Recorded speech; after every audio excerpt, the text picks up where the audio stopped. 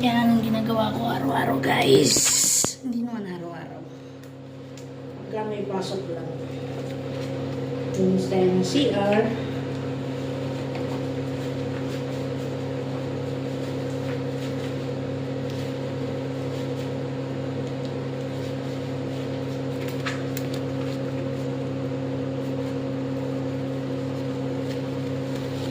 Tumis tayo ng CR today.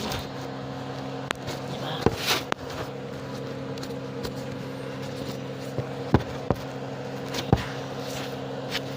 Sama ka.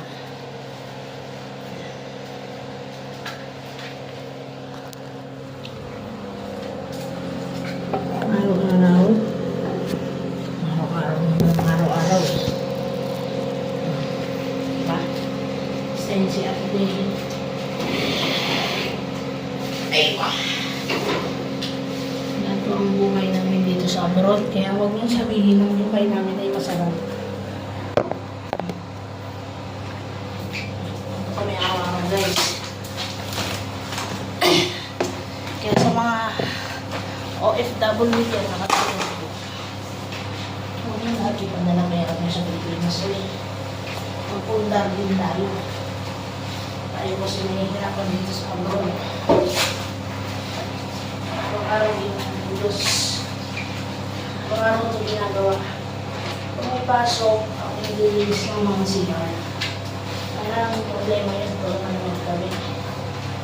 Hindi pa kasi magkakasama, sabihin na yan, wala akong bata.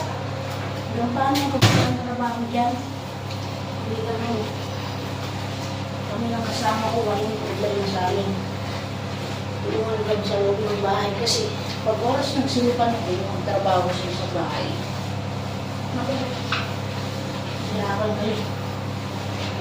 Magkakaroon kayo ng problema. Mag-aaway kayo ng mag-aaway.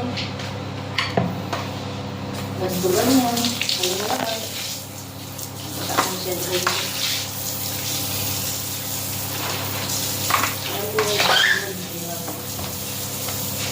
Hindi basta-basta. Kaya sa nagsasabi mo, ang sarap yung dito. Hindi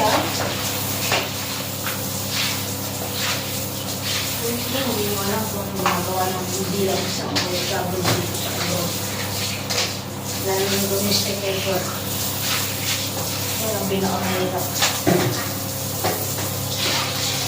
Hindi na lang, nabalik ang amo namin. Walang bumalik mo sa amo. Kung mabalik. Wala akong masasabi sa amin.